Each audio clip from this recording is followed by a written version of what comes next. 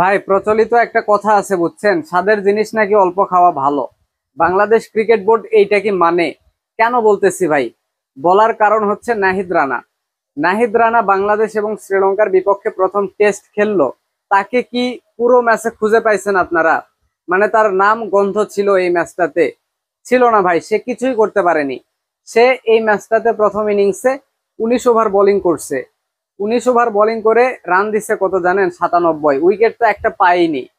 97 run দিছে, তার economy হচ্ছে 5.10। মানে টেস্ট ক্রিকেটে একজন ফাস্ট বোলার এইরকম ইকোনমিতে বোলিং করতেছে ভাই, এটা নতুন না। এটা নতুন না, নাহিদ রানা এইরকম ইকোনমিতেই বোলিং করে ভাই, কারণ তার লাইন লেন্থ নিয়ে কাজ করার আরো বাকি আছে, আরো প্রচুর কাজ করা তার দরকার। কিন্তু এই বোলারকে নিয়ে বাংলাদেশ ক্রিকেট বোর্ডে যারা আছে তারা এমন লাফালাফিটা করে ভাই, মানে মনে হয় কি এইরকম বোলার পৃথিবীতে কখনো আসেইনি। হ্যাঁ, বিরল একটা ঘটনা ঘটে গেছে বাংলাদেশ ক্রিকেটে।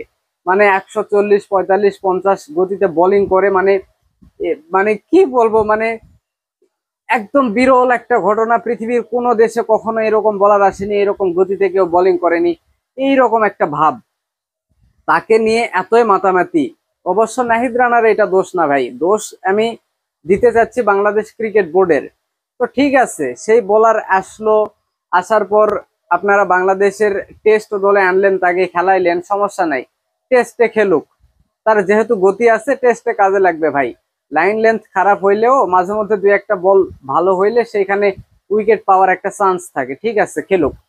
কিন্তু তাকে নিয়ে আমরা করছি কি, তাকে আমার ওয়ানডেতেও লাগবে, তাকে আমার T20-তেও লাগবে, তাকে মানে মানে আরো যদি কয়েকটা ফরম্যাট থাকতো ক্রিকেটে, সেইখানেও নাহিদ রানাকে খেলায় দিত ভাই। বাংলাদেশ ক্রিকেট বোর্ডের অবস্থা এরকম। হ্যাঁ, তাকে ওয়ানডেও খেলালো, ঠিক আছে ভাই, টেস্টের পর ওয়ানডেতে নিছেন, খুবই ভালো কথা, ওয়ানডে খেলুক। হ্যাঁ, সেইখানে ভালো করছে, ওয়ানডেতে মোটামুটি ভালোই করছে নিউজিল্যান্ডের সাথে। ভাই আসলে হয় কি, নতুন একজন বোলার ইন্টারন্যাশনাল ক্রিকেটে আসলে ধরেন প্রথমে কয়েকটা ম্যাচ ভালো করে, কিন্তু এটা দীর্ঘমেয়াদী হবে না ভাই।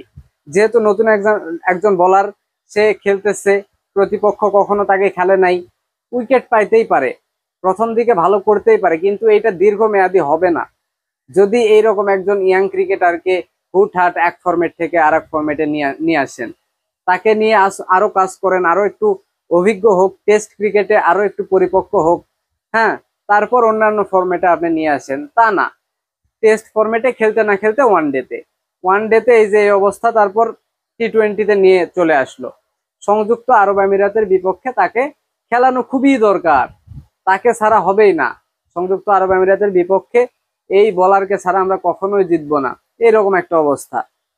তাকে সংযুক্ত আরব আমিরাতের বিপক্ষে T20-তে খেলানো হলো। T20-তে কি করছে? T20-তে দেখেন প্রথম ম্যাচটাতে বোধ 50+ রান খাইছে। হ্যাঁ, তো এই হয়েছে অবস্থা, এইটাতে আমি খুব খুশি হয়েছি ভাই, যখন সে ইউএইর সাথে 50+ রান খাইছে। T20-তে খুব খুশি হয়েছি, কারণ মানে আসলে বাস্তবতা, এই যে বাংলাদেশ ক্রিকেট বোর্ডে যারা আছে, যারা এই যে আপনার দল নির্বাচন করে, নির্বাচক হিসেবে আছে, তাদের বোঝা দরকার বাস্তবতা কি, সেটা বোঝা দরকার ভাই। তা একজন ক্রিকেটারকে হুটহাট খালি স্পিড আছে জন্য জন্য যে কোনো ফরম্যাটে নিয়ে আসবেন, সেখানে ভালো করবে, এটা প্রথম কয়েকটা ম্যাচ ভালো করলেও দীর্ঘমেয়াদী কখনোই ভালো করবে না। হ্যাঁ, কখনোই ভালো করবে না, খালি গতি দিয়ে আসলে হয় না ক্রিকেট।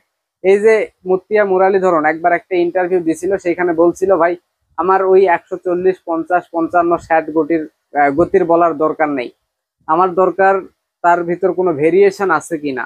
হ্যাঁ, তার ভিতর ভেরিয়েশন আছে কিনা, সে কাটার মারতে পারে কিনা, ইয়র্কার মারতে পারে কিনা, নাকল বল করতে পারে কিনা, দুসরা করতে পারে কিনা, এইরকম ভেরিয়েশন ওয়ালা বলার দরকার। গতি আমার 130, 120 হোক। তো এই বাস্তবতা আসলে বাংলাদেশ ক্রিকেট বোর্ড কবে বুঝবে ভাই?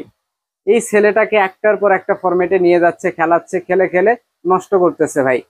শুধুমাত্র এই প্লেয়ারটা যদি টেস্ট ক্রিকেট খেলতো, তারা তো বলে, বাংলাদেশ ক্রিকেট বোর্ডে যারা আছে তারা তো বলে ভাই বাংলাদেশে এখন পেস বোলারদের বিপ্লব চলতেছে, প্রচুর পেস বোলার। তো থাক না, একটা প্লেয়ারকে শুধুমাত্র টেস্টে রাখেন না, একটা প্লেয়ারকে শুধুমাত্র টেস্ট খেলতে দেন, যেহেতু বিপ্লব বয়ে যাচ্ছে দেশে পেস বোলারদের, অন্যান্য পেস বোলারদের দিয়ে আপনি T20, আপনার ওয়ানডে এইগুলা খেলান, একটা বোলারকে একটু ছাড় দেন। হ্যাঁ, তাকে একটু টেস্ট খেলতে দেন।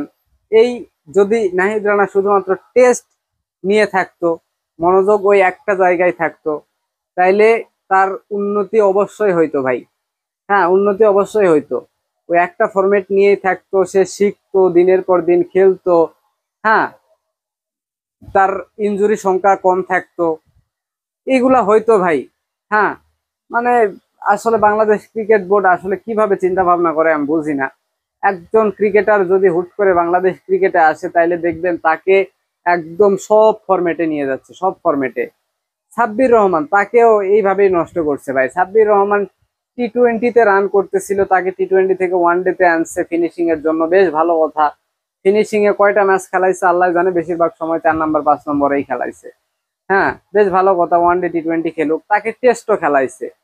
সৌম্য সরকারের ক্ষেত্রে সেম কাহিনী। সে ওয়ানডেতে 2015 সালের দিকে দুর্দান্ত ফর্মে ছিল, অ্যাভারেজ তার 50+ ছিল, খুবই ভালো ব্যাটিং করতো, প্রত্যেকটা ম্যাচে রান করতো ধারাবাহিকভাবে।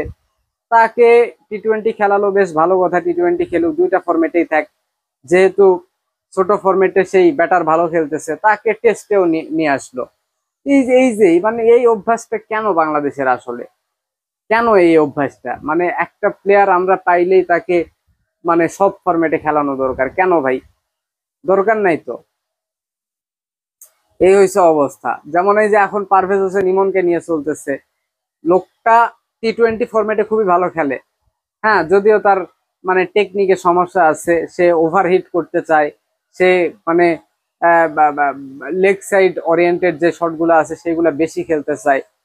তাও টি-20-তে ভালো করে, ঠিক আছে, তাকে টি-20 বেশি বেশি খেলান, টি-20-র মধ্যে রাখেন। তাকে নিয়ে আসে ওডিআইতে, মানে কয়দিন পর দেখবেন তাকে টেস্টে নিয়ে আসবে। এই হয়েছে অবস্থা। তো মোট কথা এইটাই যে স্বাদের জিনিস অল্প খাওয়া ভালো। যেহেতু নাহিদ রানাকে আমরা পাইছি, এরকম গতির বলার বাংলাদেশে কখনো আসেনি, তাকে একটা ফরম্যাটে ইউজ করি। টেস্ট খেলতে খেলতে খেলতে খেলতে পরিপক্ক হোক, তারপরে আপনি অন্যান্য ফরম্যাটে নিয়ে আসতেন। একটা প্লেয়ার যখন টেস্ট খেলবে, টেস্ট হচ্ছে ক্রিকেটের সবচাইতে অভিজাত ফরম্যাট, এবং এইখানে আপনার খেলার সাথে সাথে যে অভিজ্ঞতা বাড়বে এবং আপনার যেই ভেরিয়েশন আসবে, হ্যাঁ, এটা অন্যান্য ফরম্যাট খেলে হবে না ভাই। একজন বোলার যদি টেস্টে খুবই ভালো বোলিং করতে পারে, তাহলে দেখবেন অন্যান্য ফরম্যাটে গিয়ে সে ভালোই করবে। তো এইটা একটু করতে দেন তাকে, না দিয়ে তাকে আপনি ওয়ানডেতে নিয়ে যাচ্ছেন, টি-20-তে নিয়ে যাচ্ছেন, অমুক দেশে পাঠাচ্ছেন, তমুক দেশে পাঠাচ্ছেন, কি করতেছেন না করতেছেন তার কোনো ঠিক নাই। একজন প্লেয়ারকে নিয়ে একটা সঠিক প্ল্যানিং নাই বাংলাদেশের ভাই।